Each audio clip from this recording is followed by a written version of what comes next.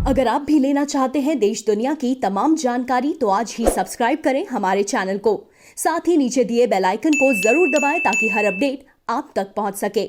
नमस्कार, प्रवासाक्षी news network पर आप सभी का स्वागत है। राष्ट्रव्यापी लॉकडाउन का आज 26वां दिन है और आज का दिन महत्वपूर्ण इस मामले में रहा कि कोरोना संक्रमितों की संख्या बढ़कर 16,000 के पार चली गई है। अब तक 538 लोगों की मृत्यु हो चुकी है। हालांकि 2100 के लगभग ऐसे लोग भी खुशकिस्मत रहे जो कि कोरोना वायरस को हराकर स्वस्थ होकर घर जा चुके हैं। वहीं अगर देखें जो राज्यवार आंकड़ा है तो अगर महाराष्ट्र की बात करें तो महाराष्ट्र में जो हालात हैं थोड़े से बेकाबू दिख रहे हैं, क्योंकि आज एक ही दिन में 552 नए केस आए हैं जिससे हड़कंप मच गया है। और अगर बात करें उत्तर प्रदेश की तो उत्तर प्रदेश में भी आज एक ही दिन में 127 नए केस आ गए, राजस्थान में 125 केस आ गए, दिल्ली में भी केस पिछले 24 घंटों में काफी बढ़े हैं, जिसको देखते हुए मुख्यमंत्री अरविंद केजरीवाल ने साफ कर दिया कि लॉकडाउन में कोई ढील नहीं दी जाएगी। उधर उत्तर प्रदेश की सरकार की तरफ से भी खबर है कि जो 20 अप्रैल से कुछ छूट दी जानी है, कुछ कार्यालयों को खुलने में, कुछ उद्योगों को खुलने में, तो लखनऊ में ऐसी कोई ढील नहीं दी जाएगी। हालांकि और जनपदों में कुछ ढील दिए जाने की सरकार की ओर से घोषणा की गई है। और ऐसे ही महाराष्ट्र में भी जो मुख्यमंत्री उद्धव ठाकरे हैं उन्होंने भी कुछ घोषणा की कि कुछ ढील दी जाएगी। और अगर हम देखें गोवा को तो गोवा को देखिए, अब छोटा राज्य भले है लेकिन उसने कोरोना वायरस को पूरी तरह से हरा दिया। वहां पर 7 मामले थे और 7 के 7 अब नेगेटिव हो चुके हैं। राज्य के मुख्यमंत्री प्रमोद सावंत ने आज मीडिया से बातचीत में कहा कि जो भी राज्य में आ रहा था मार्च से हम उसको क्वारंटीन करते जा रहे थे और ये एक तरीका था जिससे अब हम कोरोना वायरस को पूरी तरह हरा चुके हैं। हालांकि सतर्कता पूरी तरह बढ़ती जा रही है, निगरानी पूरी रखी जा रही है, लेकिन गोवा ने कोरोना वायरस को हरा दिया है। ये आज की एक बहुत राहत देने वाली खबर है। वहीं अगर हम देखें दिल्ली की बात तो दिल्ली के मुख्यमंत्री ने साफ कर दिया है कि हम केंद्र के निर्देशों का पालन करेंगे।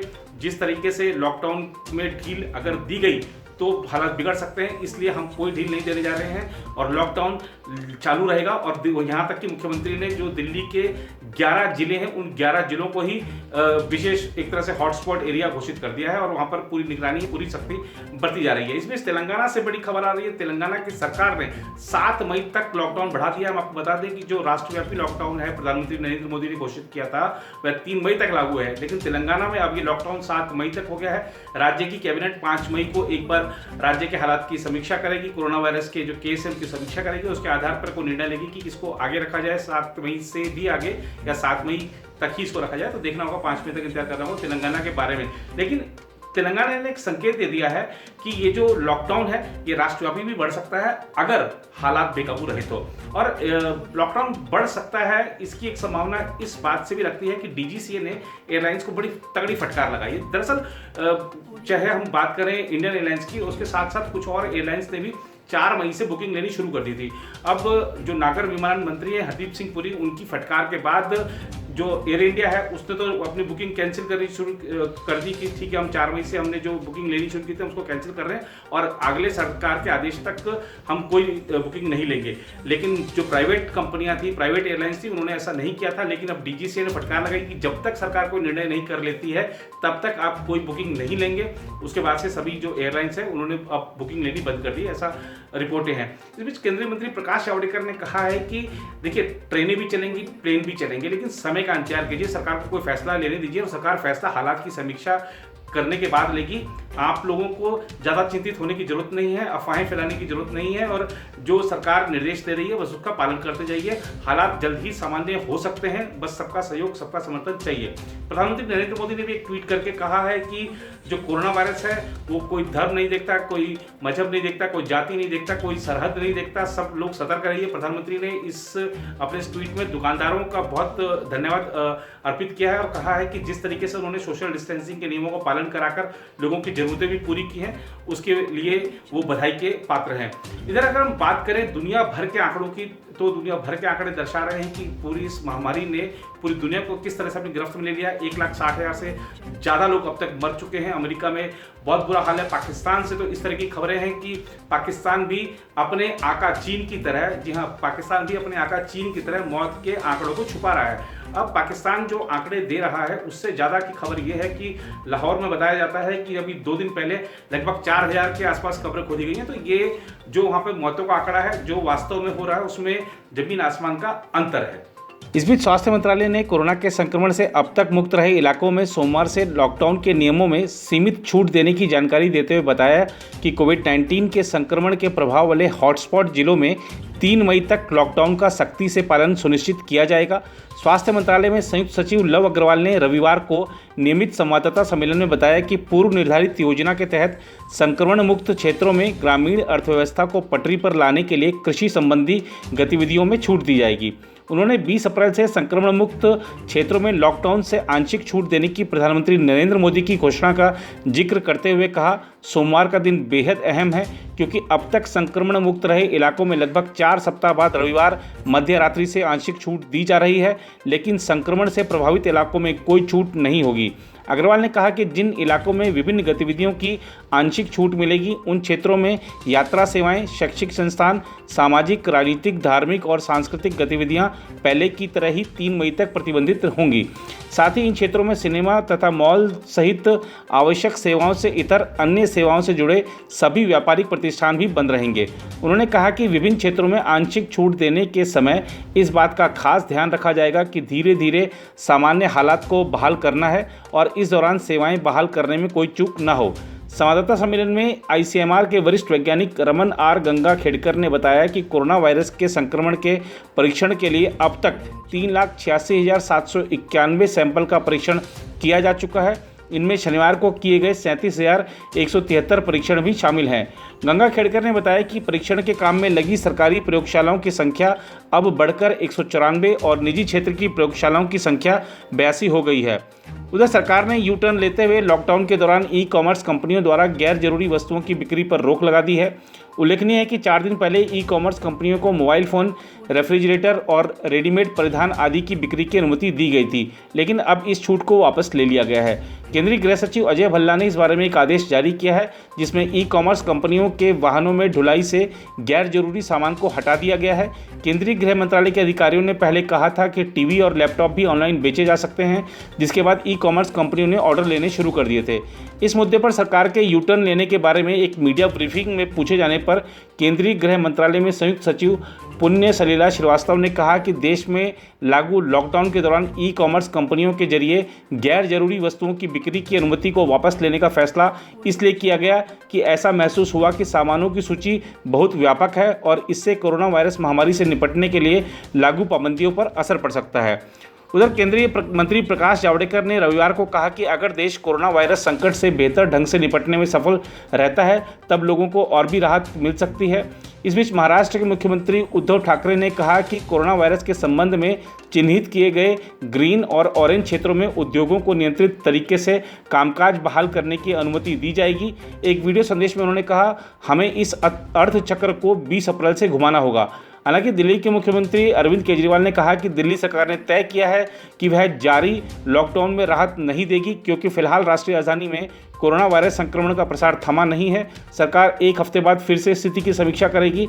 उन्होंने कहा कि दिल्ली में संक्रमण के अब तक 1,893 मामले सामने आए हैं और 43 लोगों की मृत्यु हो चुकी है।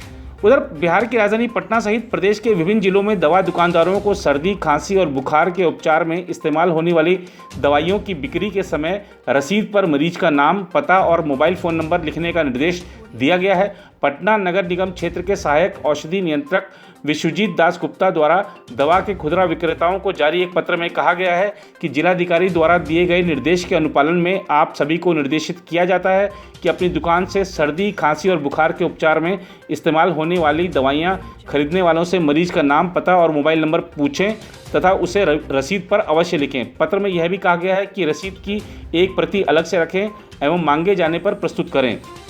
इस बीच सरकार जीवन रक्षक उपकरणों, वेंटिलेटर, व्यक्तिगत सुरक्षा उपकरण, पीपीई, मास्क, परीक्षण किट और सैनिटाइजर जैसे चिकित्सा उपकरणों पर जीएसटी से संभवतः छूट नहीं देगी क्योंकि इससे इनपुट टैक्स क्रेडिट अवरुद्ध होगा और फलतः विनिर्माण की लागत बढ़ेगी जिससे ग्राहकों के लिए कीमत बढ़ेगी।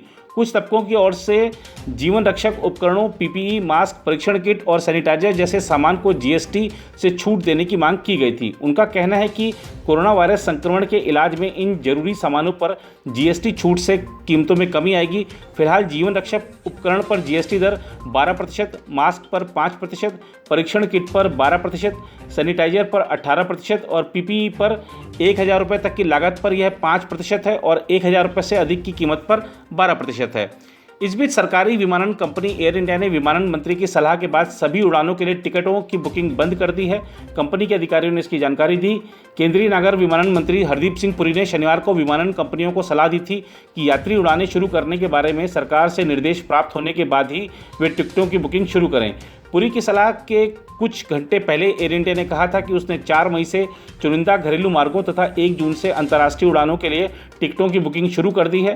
कंपनी के अधिकारियों ने रविवार को बताया कि हमने सभी अग्रिम बुकिंग बंद कर दी है। कोई भी यात्री जिन्होंने टिकट बुक किया हो और संबंधित उड़ान रद्द हो जाए तो ऐसे में उक्त यात्री को बाद में टिकट बुक करने के लिए क्रेडिट वाउचर दिया जाएगा। हालांकि निजी क्षेत्र की कंपनियों ने 4 मई के बाद की उड़ानों के लिए टिकटों की बुकिंग बंद नहीं की है। इस बीच आयकर विभाग ने रविवार को कहा कि वह वित्त वर्ष 2019-20 के लिए आयकर रिटर्न फॉर्म में संशोधन कर रहा है ताकि करदाता कोरोना वायरस महामारी के कारण सरकार से मिली राहत का लाभ उठा सकें। वित्त वर्ष 2019-20 के लिए नए आयकर रिटर्न फॉर्म को माह के अंत तक अधिसूचित किया जाएगा। रिटर्न फाइल करने की सुविधा 31 मई तक उपलब्ध होगी।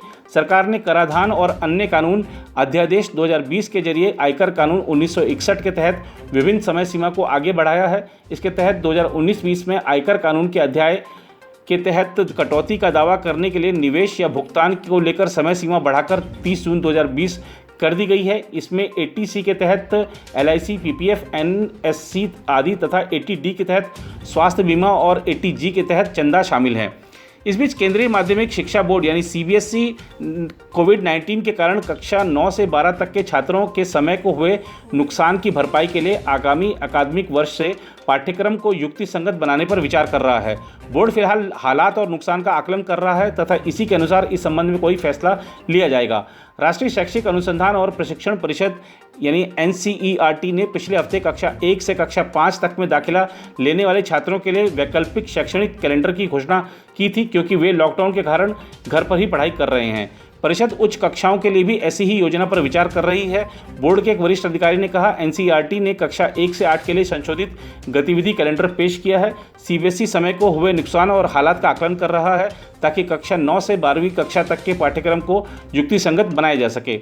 उधर प्रधानमंत्री नरेंद्र मोदी ने रविवार को कहा कि कोरोना वायरस के प्रसार ने पेशेवर जीवन के स्वरूप में महत्वपूर्ण बदलाव लाने का काम किया है और इन दिनों घर नया दफ्तर और इंटरनेट बैठक कक्ष बन गया है। प्रधानमंत्री मोदी ने corporate social networking site LinkedIn पर कहा, मैं भी इन दिनों ऐसे बदलाव को अपना रहा हूं, चाहे मंत्रिमंडल सहयोगियों, अधिकारियों और दुनिया के नेताओं के साथ बैठक हो। उन्होंने कहा कि वक्त की ज़रूरत है कि हम ऐसे कारोबार और जीवन शैली के मॉडल के बारे में सोचें जिसे आसानी से अपनाया जा सकता है। मोदी ने कहा, ऐसा करने का मतलब है कि संकट के समय में हमारे दफ्तर, कारोबार और वाणिज्य तेज़ी से आगे बढ़ेंगे और यह सुनिश्चित होगा कि जीवन का नुकसान नहीं हो। उन्होंने कहा कि आज दुनिया नए कारोबारी मॉडल तलाश रही है तथा युवा राष्ट्र अपनी नवोन्मेषी उत्साह के लिए जाना जाता है और यह नई संस्कृति प्रदान करने का मार्ग प्रशस्त करता है। उन्होंने कहा कि भारत भौतिक और आभासी तत्वों का सही मिश्रण है और यह कोविड-19 के बाद की दुनिया में जटिल, आधुनिक और बहुराष्ट्रीय आपूर्ति श्रृंखला के केंद्र के रूप में उभर सकता है।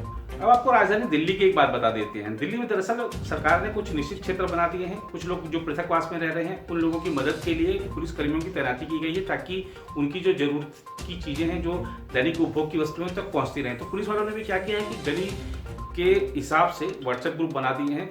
उसमें लोग अपनी ज़रूरतों की जो वस्तुएं हैं उनका उल्लेख कर देते हैं कि मुझे ये चाहिए, मुझे ये चाहिए, मुझे ये चाहिए। पुलिस वालों की ड्यूटी रहती है कि वो उन तक उपलब्ध करा दें, उस आपूर्ति सुनिश्चित करवा दें। इस तरीके का प्रयास रहता है पुलिस की तरफ से। लेकिन अब पुलिस वाले परेशान हो गए हैं। अब जो लोग निश्चित क्षेत्र में रह रहे हैं, जो पृथकवास में रह रहे हैं, वो ये नहीं समझ रहे हैं कि इस समय जो हमारे जरूरी उपभोग की चीज़ें वही मिलती रहें। उनकी डिमांड्स कैसी कैसी हो गई हैं, अब आप इसको सुन लीजिए। कोई कह रहा है हमको टिक्की चाहिए, कोई कहता है हमको पिज़्ज़ा चाहिए, कोई कहता है गर्म समोसा चाहिए, किसी को जलेबी चाहिए, किसी को रबड़ी चाहिए।